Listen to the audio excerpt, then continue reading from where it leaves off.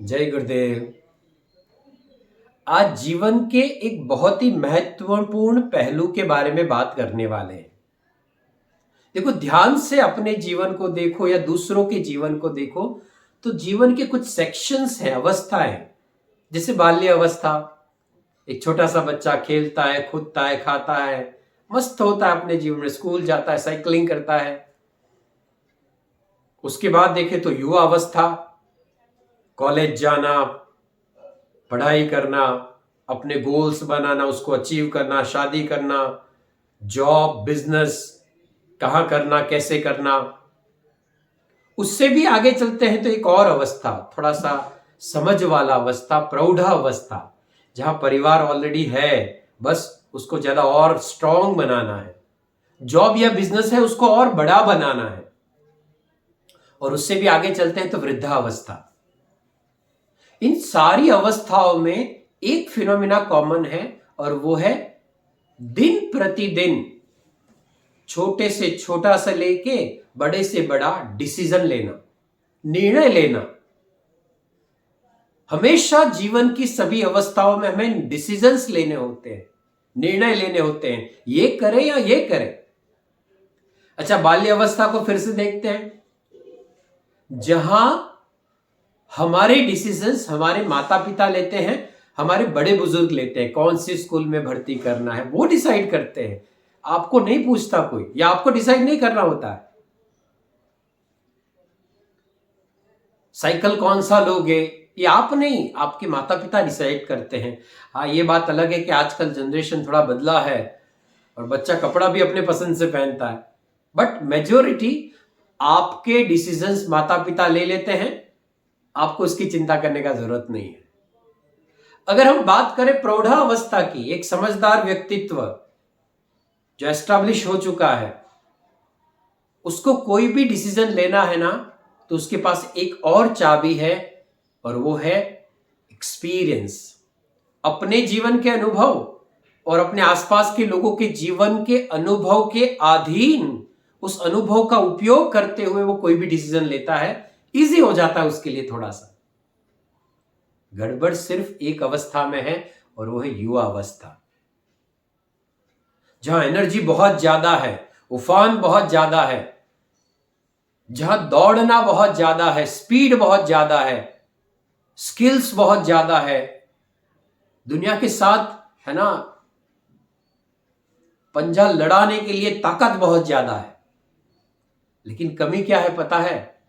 यहां अनुभव नहीं है। यहां डिसीजन खुद लेने होते हैं और अनुभव कोई नहीं है। और इसी अवस्था में आप देखोगे ना, जीवन के सबसे मेन डिसीजन हम लेते हैं, लाइक शादी किससे करना, 11th-12th साइंस करे या कॉमर्स करे, लाइक मैं ये कंपनी में जाऊं कि वो कंपनी में जाऊं, कैरियर को चूज करना, टारगेट को चूज करना। सबसे ज्यादा यही अवस्था है जहां जीवन के बड़े बड़े डिसीजंस हमें लेने होते हैं, अनुभव नहीं है। और है ना, एक्सेसिबिलिटी ज्यादा है, माने है ना, बहुत सारे ऑप्शंस है हमारे पास। आज बात करते हैं युवा अवस्था में, जहां हमें बड़े बड़े निर्णय लेने हैं, बहुत महत्वपूर्ण निर्णय लेने हैं। वहां योग क्या काम कर सकता है, योग क्या सपोर्ट कर सकता है, रादर देन, उसके बारे में समझते हैं। सबसे पहली बात, जैसे मैंने बताया ना, इस अवस्था में एक्सेसिबिलिटी ज्यादा है, मैंने इंटरनेट समझ लो, फ्रेंड्स समझ लो, ट्रेंड समझ लो, आपके पास बहुत सारे ऑप्शंस हैं। हाँ, एग्जाम्पल के तौर पे समझाऊं, है ना, आज से 15-20 साल पहले के जमाने को अगर आप देखेंगे ना, तो 3 ही इंजीनियरिंग हुआ करते थे, मैकेनिकल, इलेक्ट्रिकल एंड सिविल। आज इतने प्रकार की इंजीनियरिंग है कि एक इंजीनियर को भी मालूम नहीं होता कि इतने सारे विंग्स हैं, इतने सारे ऑप्शंस हैं। और इतने सारे जब ऑप्शंस होते हैं तो हम कंफ्यूज हो जाते हैं। एक दुकान में गए, एक साथ वो 15-20 चीजें दिखा देगा ना, तो आप कंफ्यूज हो जाओगे। और इसीलिए आज के यूथ को देखना, शक्ति बहुत ज्यादा है, साथ में कंफ्यूजन भी बहुत ज्यादा है। और ये कंफ्यूजन है ना, प्रॉपर डिसीजन नहीं लेने देता। मैं कहता हूं, कंफ्यूज्ड माइंड से क्लियर माइंड की ओर जाओ। और ये कंफ्यूज्ड माइंड से क्लियर माइंड का जो रास्ता है ना, वो एक ही है, वो है योग का रास्ता। क्लियर कर देता है यही करना है। दूसरा, जब हमारा जन्म हुआ, हमारे ग्रंथ है, हमारा जो धर्म है ना, कहता है कि जब हम जन्म लेते हैं ना, तो कुछ डिजायर्स जन्म से ही हमारे साथ आते हैं। कुछ वासनाएं, इच्छाएं वो जन्म से ही हमारे साथ होती है। तो जब भी हम कोई कार्य करते हैं ना, तो जन्म से आने वाली ये इच्छाएं भी साथ में, है ना, चलती रहती है। जैसे कुछ छोटे से बच्चे को आप देखना, म्यूजिक बजते ही वो नाचना शुरू कर देते हैं। हमें लगता है इतना छोटा बच्चा कैसे नाच सकता है, बट उसे जन्म से ये मिला है, ये इच्छाएं। और दूसरा, हमारे संस्कार। हम जिस धर्म, जिस ज्ञाति, जिस शहर, जिस संस्कार, जिन परिवार के साथ बड़े हुए हैं ना, हमारे हर एक कार्य में ये दो चीजें साथ में ही होती हैं। जन्म से मिली हुई इच्छाएं, वासनाएं, और हमारे संस्कार, परवरिश। तो जब भी कोई डिसीजन हम लेते हैं, कोई कार्य हम करते हैं ना, ये दो चीजें साथ में पैरेलल होती हैं। एक उदाहरण कहूं तो कुर्ता पहना हुआ है मैंने, ठीक है, हाँ? ये मेरे संस्कार है, ये मेरी परवरिश है। हाँ? कई और लोगों को देखा, कई लोगों को ऑब्जर्व किया, तो देखा सब लोग आजकल टी शर्ट पहन रहे हैं, शर्ट पहन रहे हैं, हमने भी शर्ट पहन लिया।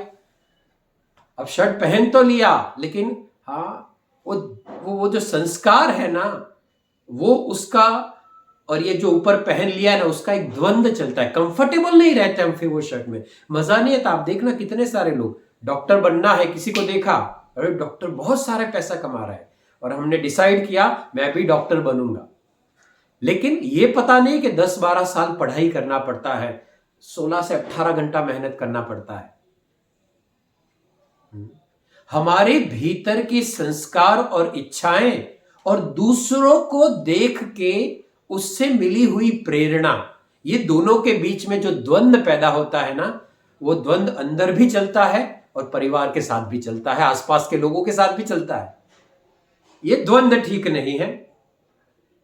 आपका एनर्जी पूरा इसी द्वंद में चला जाएगा, और एक्चुअल में जब मेडिकल लेने का बारी आएगा ना, आप परफॉर्म नहीं कर पाओगे, क्योंकि पूरा एनर्जी वेस्ट हो गया। ये द्वंद को भी योग ही शांत कर सकता है।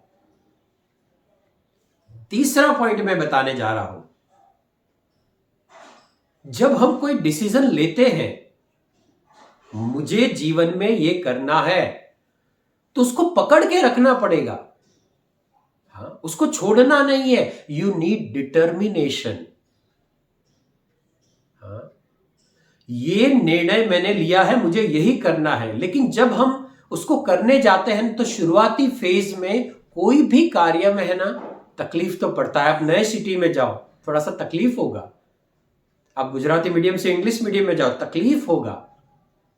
आप अपना घर चेंज करो, थोड़ा सा तकलीफ होगा, है ना। जब हम किसी डिसीजंस को लेके आगे बढ़ते हैं ना, शुरुआती तौर में थोड़ा सा, है ना, परेशानी होती है, और उस परेशानी में उस निर्णय, उस डिसीजन को पकड़ के रखने के लिए डिटर्मिनेशन चाहिए, और डिटर्मिनेशन योग से ही आता है। हठ योग कहते हैं। हठ माने डिटर्मिनेशन। तो योग जब भी करते हैं ना, हमारे डिसीजंस के ऊपर हम पकड़ रख सकते हैं, उसको पकड़ के रख सकते हैं।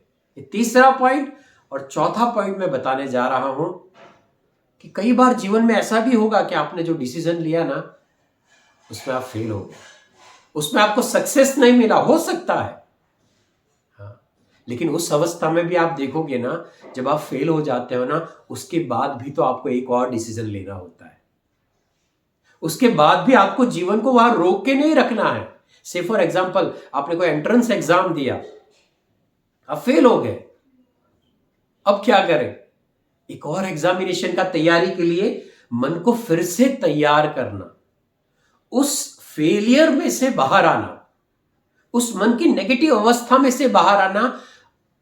और मैं आपको बता रहा हूं, मन नकारात्मक हो चुका है ना, मन फेलियर बताता रहता है ना जो आपको, उस अवस्था में से भी बाहर निकालने के लिए आपको योग चाहिए। मैं कर सकता हूं, ये एनर्जी अब की बार मैं करके दिखाऊंगा, ये पावर आपके अंदर रीएस्टैब्लिश अगर करना चाहते हो ना, तो योग एक ही रास्ता है। सो ये 4 पॉइंट मैंने आज बताए कि यूथ अगर योग के साथ जुड़ता है ना, तो डेफिनेटली इस अवस्था में लेने वाले सभी निर्णय, डिसीजंस वो अच्छे से ले सकता है और अपने जीवन को जिस ऊर्जा के साथ वो दौड़ रहा है ना, जिस एनर्जी के साथ, उसको और लंबा खींच के बहुत आगे ले जा सकता है। तो आह्वान करता हूं यूथ को कि आप आइए, योग से जुड़िए और अपनी इस एनर्जी को बरकरार रखते हुए जीवन की श्रेष्ठ ऊंचाइयों तक पहुंचे। जय गुरुदेव।